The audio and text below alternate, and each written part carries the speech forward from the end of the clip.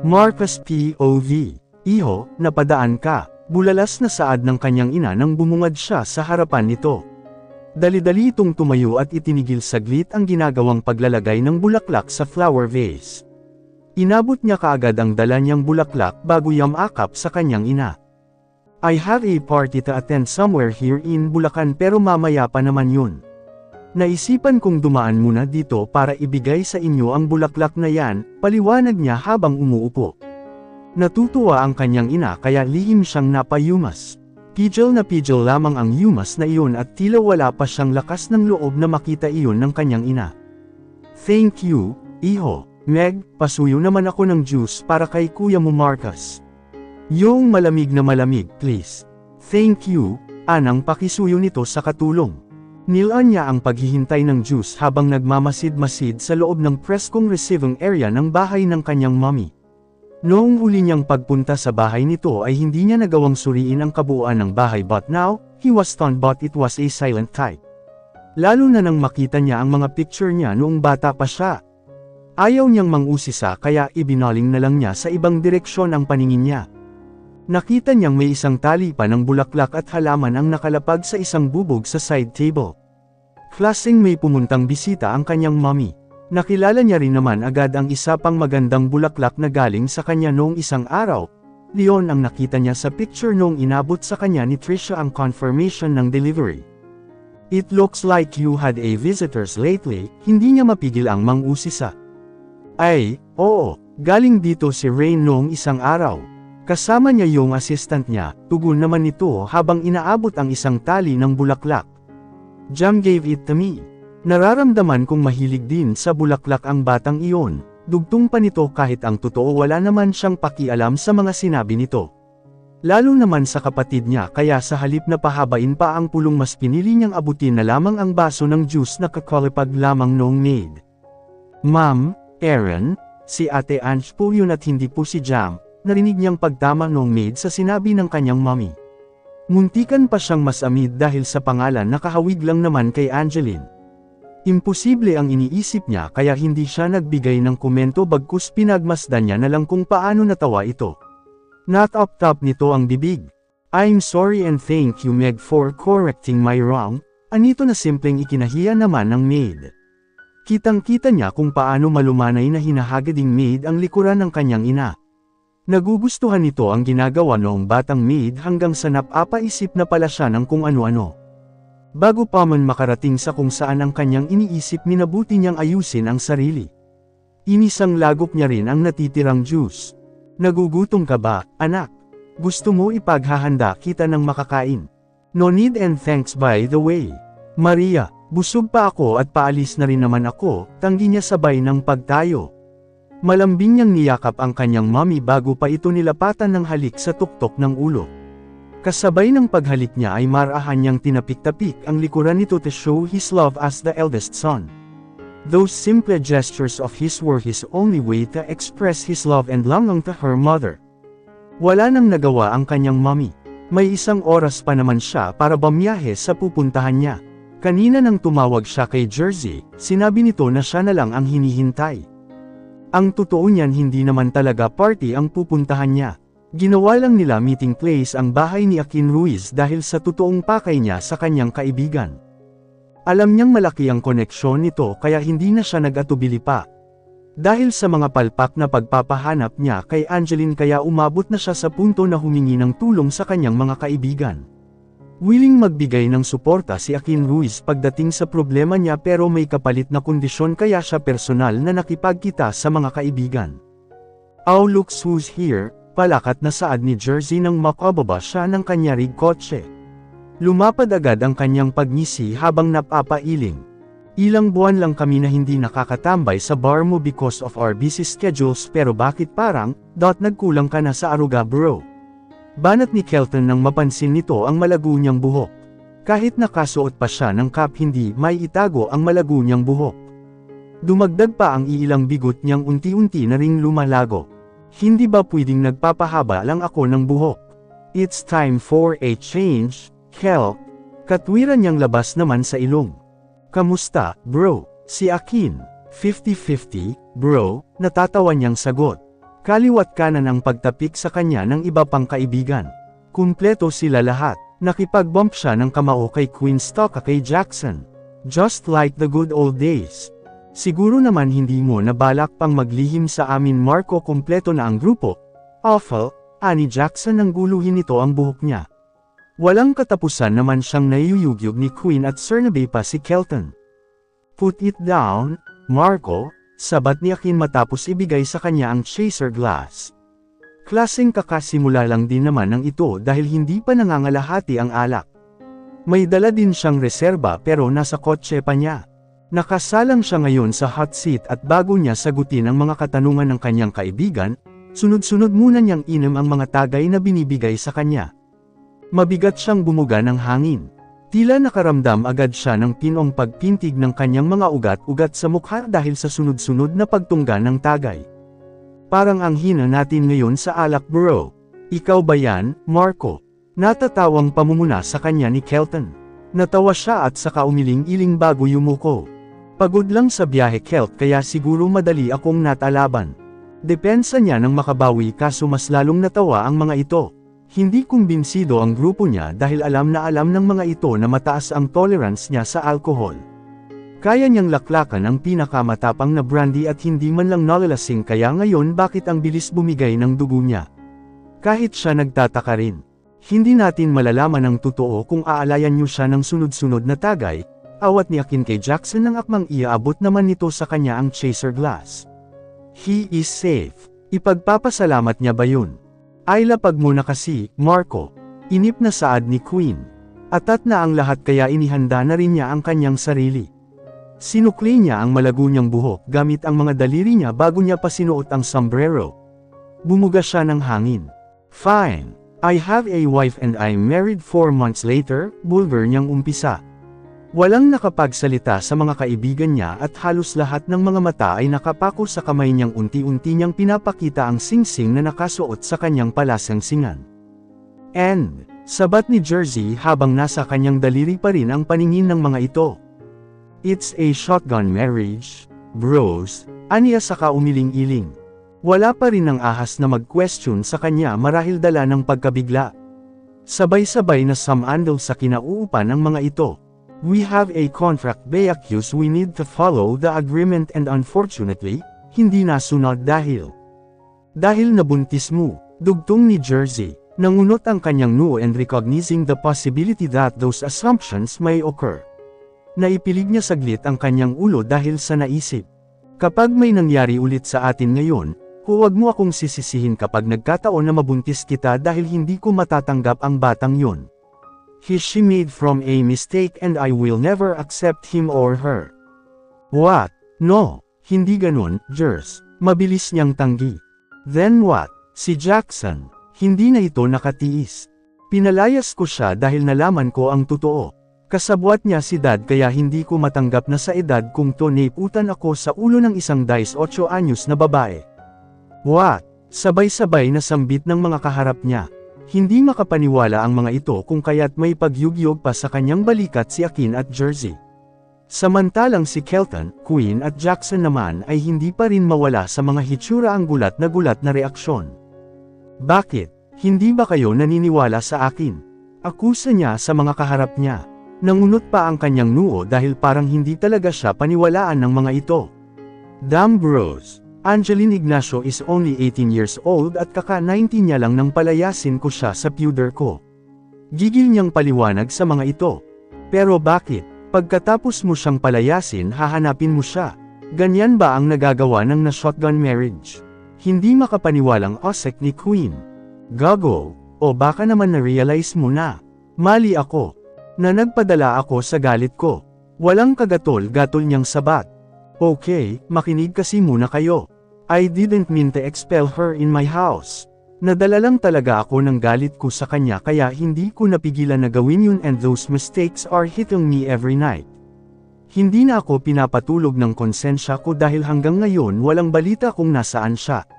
Nangako ako sa pamilya niya na kapag bumalik ako sa bahay nila, kasama ko na ang anak nila. Mahabang paliwanag niya, nakita niya kung paano napatampol si Jackson sa noo nito. That's all, tanong ni Jackson na ikinatanggaw niya. Ilang buwan kamo kayo nagbahay-bahayan. Dugtong pa nito. Almost 2 months. Sagot niya sa hindi siguradong boses. Sa 2 buwan na pagsasama niyo, you didn't intend to like her. Or kahit siya. Before she leaves sinabi niya na matagal na niya akong gusto. Damn, you. Bakit hindi mo siya pinigilan? Why did you let her leave if she likes you? Gigil na sabat ni Kelton. Sa totoo lang naririndi na siya dahil sa pagkakagulo ng kanyang mga kaibigan pero hindi niya magawang umatungal. Hindi niya alam kung bakit. Pero dahil nakakaramdam siya ng kaluwagan sa pakiramdam kung kaya't hinayaan niya ang kanyang sarili na sumabak sa mga katanungan ng mga ito. Simula nang magkaproblema siya ni Isa ay wala siyang pinagsabihan ng pinagdadaanan niya. Ngayon lamang kung kaya't ibang-iba ang dumadaloy sa dibdib niya. I don't love her, that's why I let her go, amin niya sabay yuko. Leon nga lang ba, napalunok siya dahil pakiramdam niya may bumalagbag na tinak sa kanyang lalamunan. At bakit parang nahihirapan siyang tanggapin ang sinabi niya? Bakit parang hindi niya makuhang kumbensihin ang sarili na totoo ang binitawan niyang salita? Just being in love and married for a long time hindi mo ako makukumbires, Marco. Tila dismayadong sagot ni Jackson. Matapos magsalita ni Jackson sabay-sabay na turn and go tumango si Queen, Jersey, Kelton at Akin. Lahat ng mga ito ay sang-ayon kay Jackson. Hindi siya magtataka kung bakit ganun ang risk yun ng mga ito. His circle is madly in love with their beloved wives kaya kahit anong sabihin niya, hindi makukumbinse ang mga ito. Mga hopeless romantic sa kani-kanilang asawa ang mga ito, bagay na hindi niya magets dahil hindi pa rin naman siya nakakaramdam ng mga sensations na iyon. Mariin siyang napamura bago inabot ang tagay na dapat ay kay Akin. Pagkatapos niyang inumin ang unang salin, sinalina niya ulit ang chaser glass at saka inisang lagok ulit. Mapait iyon at ramdam na ramdam sa lalamunan ang mainit na hagod ng alak pero ni Pagniwi ay bigo na matunghayan ng kanyang mga kaibigan. Para sa kanya walang lasa ang alak pero mabilis siyang tablahan. Kaagad niyang nahilat ang kanyang magkabilang sentido nang makaramdam siya ng pagkahilo. Mas lalong pumintig ang mga ugat-ugat sa kanyang mukha. Hindi yun nakaiwas sa kanya rason para sipuhin niya ang nag-iinit niyang mga pisngi. Napapailing na lamang si Akin nang ilayo nito sa gawin niya ang chaser glass. Fine. Halatang nahihirapan ka dahil dyan sa problema mo. Bukas na bukas din ay papapuntahin ko sa Maynila si Sedam at asahan mo, magiging normal na ulit yang hitsura at kalagayan mo. Naiiling ngunit natatawa na sabi sa kanya ni Akin. Natawa din ang ibang lalaki. Dahil sa nakakainganyo na tawa ng mga ito kung kaya't hindi na rin niya napigilan at napatawa na rin. May rason na ba siya para mamuhay ng matiwasay kapag nahanap na niya si Angeline? May mga katanungan ba siya na gusto niyang masagot kapag nagkataon na magkaharap sila? Magbabago ba ang pananaw niya kapag nakita niya ng harap-harapan si Angeline? Those questions ran free on his mind while driving back to the Manila. Inabot siya ng gabi sa daan kaya kailangan niya ulit mag-stop over sa bahay ng kanyang ina para doon magpalipa ng umaga. Natawagan na niya ito kanina at nagpapahanda na ito ng pagkain para sa hapunan niya. Hindi niya balak na matulog sa bahay ng kanyang mommy dahil alam niyang mamamahay siya pero wala siyang choice kundi ang gawin ang planong iyon dahil hindi pa talaga humuhulas ang talab ng mga nainom niya. Thank God you're here, son. Nakahinga ng maluwag ang kanyang mommy nang makababa siya ng kotse niya. Sinalubong kaagad siya nito kaya hindi na rin siya nag-atubili at inakbayan ang kanyang mommy. Sa susunod huwag kang magmamaneho kapag nakainom ka dahil madidisgrasya ka talaga, bata ka. Paninirman ito sa kanya nang makaupo na siya. Sa hapag agad ang tinumbok nila dahil alam ng kanyang ina na hindi pa siya kumakain. I can manage to drive while I'm drunk, kaya wala kang dapat ikabahala. Hindi ako magiging brand owner ng isang bar kung hindi ako matibay sa alak. Pagmamayabang niya habang sumasandok ng kanin. Hindi umubra sa kanyang ina ang kaiabangan niya kaya hinamplas siya nito sa kanyang braso. Subukan mong ulitin yung ginawa mo, sinasabi ko sa'yo Liam Marcus, ako talaga ang babali ng mga buto mo.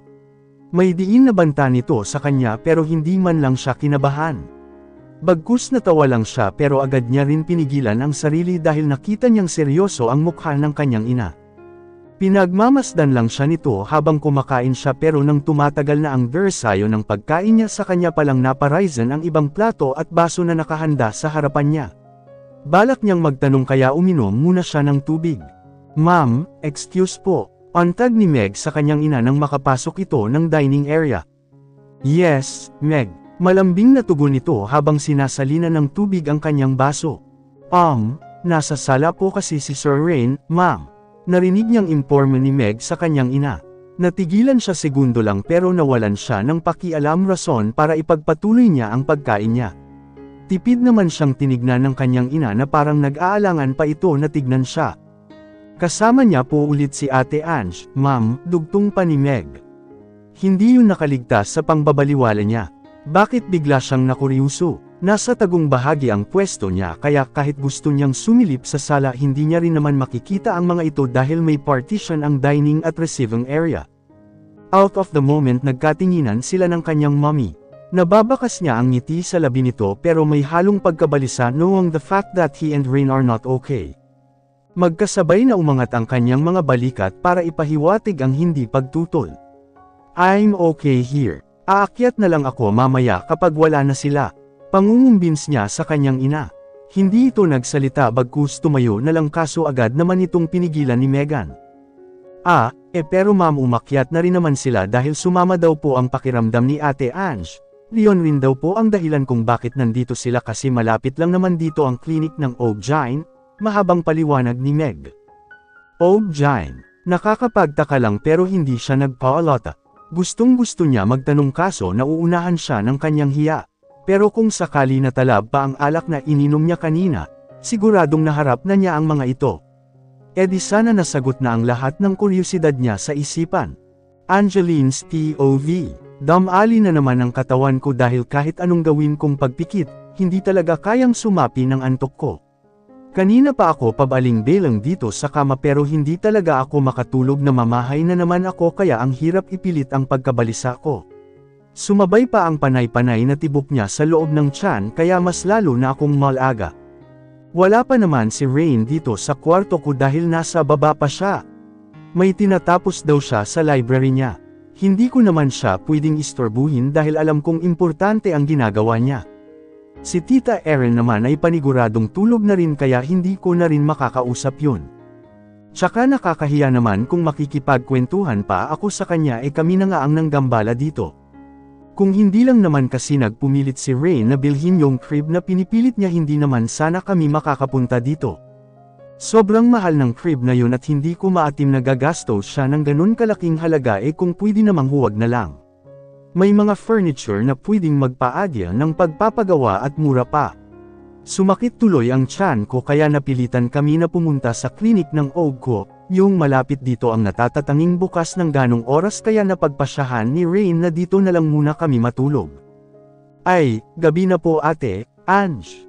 Bakit gising pa po kayo? Nadaanan ako ni Megan sa kusina nang bumaba ako para kumuha ng maiinom. Hindi naman ako nagulat sa kanya dahil agad ko siyang naramdaman. Napayumas ako habang sinusulyapan ang orasan. Mag-alas 10 pa lang naman. Stuck na mamahay kasi ako kaya hindi pa ako makatulog. Ikaw, bakit gising ka pa? Balik tanong ko sa kanya. Nakita ko siya na kumuha ng tasa bago dinala iyon sa water dispenser para lagyan ng tubig na mainit. Hanggang kalahati lang at tinanggal na niya. Balak ko po sana nadalhan ng kape si Sir Rain, nauutol niyang sabi. Dahil doon patago akong napayumas. Ewan ko ba kung bakit kahit ako kay Megan kapag nahahalato kong may tinatago siyang feelings. Magkaedad lang kami sa pagkakaalam ko kaya siguro feel ko siya. Paninito ko sa aking sarili bago uminom ng tubig. Huwag ka nang mangupo sa akin, magkaedad nga lang tayo, turan ko sa kanya matapos makainom ng tubig. Napangiti naman siya bago ibinalik ang atensyon sa kanyang ginagawa. Pinagmasdan ko siya habang nagtitimpla ng kape. Napangiti na naman ako kaya pinigilan ko na lang para hindi niya ako mahalata. Kung nagbili naman siya sa'yo na dalhan mo siya, then why not diba? Segunda kong sabi. Natigil ang paghahalo ni Megan at tumingin siya sa direksyon ko. Leon nga lang ang problema dahil wala siyang ibinilin sa akin, nahihiya niyang sagot. Di bale na lang. Ako na lang ang iinom nito, aniya sabay tigil ng paghahalo. Mata ko yun sa kape kaya ibigay mo na yan sa kanya. Kung ayaw tanggapin, sabihin mo ako ang nag-utos sa'yo na padalhan siya. Pamimilit ko sa kanya. Napangiti siya kaya hindi ko rin napigilan na mapangiti. Napakahinhi niya kung tumawa at ngumiti. Mahiyain din siya nakasalungat naman sa ugali at mga kilos ko. Maganda naman siya kaya hindi ko alam kung bakit siya nahihiya. Sobrang tanggos nga ng kanyang ilong Sarap pisilin. Baka kasi hindi niya talaga tanggapin, Ate Ange, nahihiyang giit niya. Ibinalik ko muna ang pit shell sa loob ng reef bago siya hinarap ulit. Hindi ko alam kung baguhan lang siya dito o matagal na. Kung dati mo namang ginagawa yan bakit hindi niya tatanggapin diba? Napayuko siya bago tipid na ngumiti. Dati kapag umuwi siya dito palagi siyang nagpapatimpla sa akin ng kape hanggang sa hindi na ako naghihintay na sabihan niya at dinadalhan ko na lang siya sa library. Pero noong mga nagdaang buwan, hindi na siya nagpapatimpla sa akin. Hindi na rin niya tinatanggap ang tinitimpla ko. Ewan ko ba't ganun. Baka ayaw na niya ng lasa. Kwento niya, lihim akong napangisi ng yukuan ko ang tiyan kung tumibok na naman. Suplado lang talaga yun Stalka Bernwin kaya dapat masanay ka na sa kanya. Gusto ko lang pagaanan ng loob niya kaya sinasabi ko ang mga bagay na yun. Stalka totoo naman ang mga sinabi ko. Nagulat ako nang siya na ang uminom ng kape na tinimpla niya. Akala ko dadalhin mo yan sa kanya. Mamaya na lang kapag naubos ko to. Masyado nga pala mapait kaya siguro ayaw niya, aniya sabay lapag ng tasa. Lamabi pa ako dahil iyon ang gustong lasa sa kape ni Rain. Huwag mong ibahin dahil yan ang gusto niyang lasa. Patikim na daw inabot ko ang kutsara na inilapag niya saka nagsandok ng kaunti lang ninamnam ko ang lasa. Mas masarap ka pa nga magtimpla kaysa sa akin nakanguso kong sabi. Bola, mahina niyang sambit. Matagal na kayo magkaibigan ni Sir Rain. Biglang tanong niya, hindi ko ini-expect na magtatanong siya. Dahil doon humila muna ako ng isang silya. Niyaya ko na umupo ang aking sarili. Nagiging comfortable akong makausap si Megan kasabay ng paghihimas ko sa aking umbok tiyan. Tumango ako bilang sagot sa kanya.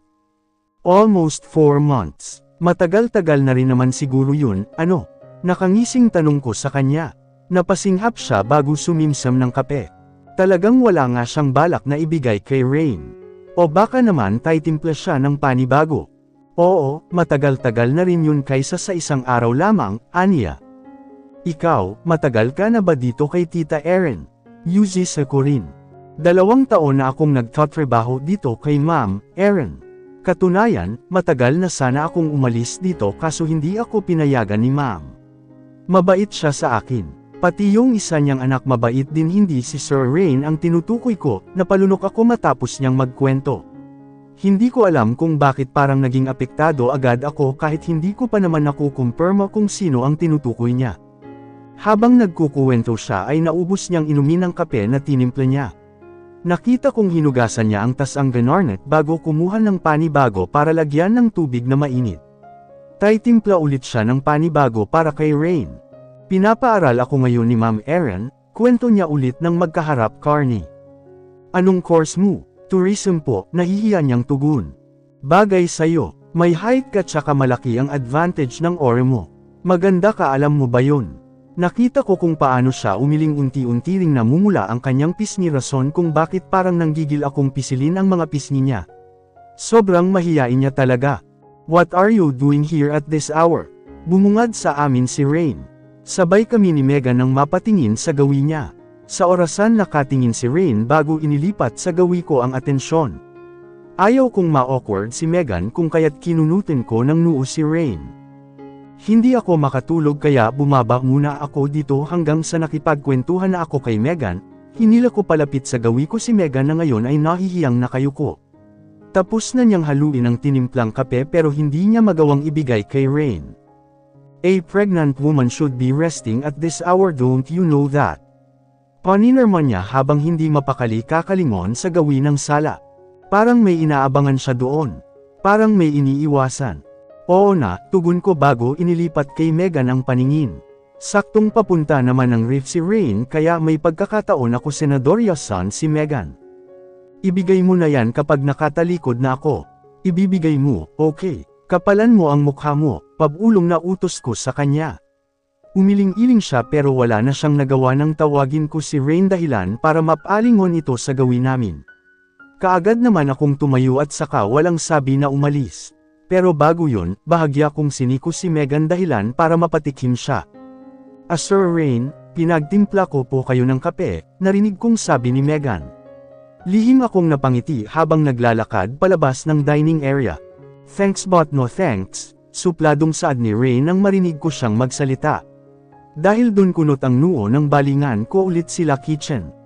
Nakita ko kung paano napayuko si Megan hanggang sa dahan daw ang binababa sa lamesa ang tasa na hawak.